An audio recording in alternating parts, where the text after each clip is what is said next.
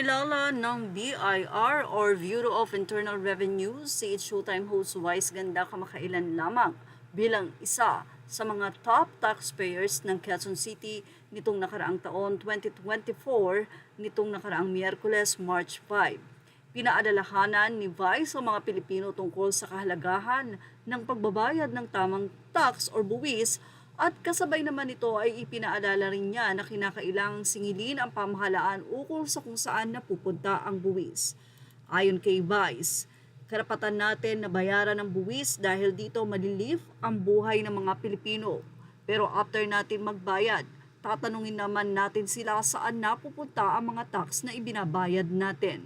Doon natapos ang speech ni Vice at nagpasalamat sa BIR. Samantala, nagkaroon naman ngayon ng issue ang mga netizen dahil sa umpugan ni Romualdez at VP Sara Duterte na kung saan ay inihayag kamakailan lamang ni VP Sara ang korupsyon sa pamumuno ni Romualdez na nagpapamudmud daw ito ng ayuda.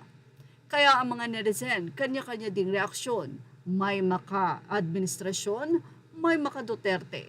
Narito ang kanilang naging say sa naging pahayag ni Vice Ganda. Mula sa mga anonymous commentator, narito ang iba't ibang reaksyon na ibinahagi nila sa nasabi nga pong pahayag ni Vice Ganda. Anila, saan nga ba? Sa bulsa. Milyones ang Pilipino, wala pa sa 1% ang nakikinabang at pamilya nila kaya mga political dynasty. Correct, kesa yung mga taxpayers ang pagsabihan na magbayad ng tamang tax. Why not question those officials kung saan napupunta yung binabayad ng taxpayers? Hindi ba napupunta yon sa budget ng bawat department like DILG, DOH, DepEd at LGU?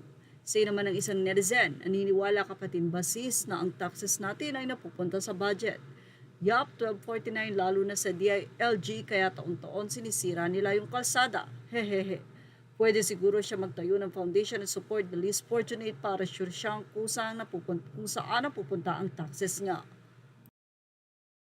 Say naman ng ilang netizen, napakunot ulo ako, ang pagpapatayo ng foundation has nothing to do with how taxes are disbursed. Gusto pa nung isa confidential fund. Say naman ng isa, ang lala ng korupsyon sa atin, ngayon mas garapalan pa. Kahit may history kasi ng pagnanakaw, iboboto pa rin at yung mga korap, ayon malaya pa rin ang mga buwaya. Bakit binibigyan naman daw ng award ang highest taxpayers? Responsibilidad yan ng every citizen. They make lots of money so expect to be taxed more. It's giving credit to the rich for being rich and paying higher taxes instead of highlighting the taxpayers like everyone else in whichever tax bracket. Highlight the tax evaders. Well, wala namang pinapatamaan si Vice o walang sinabi na pangalan pero kilala kung sino ang kasalukuyan na namumuno sa bansa at ngayon ay nagkakaroon na ng hidwaan.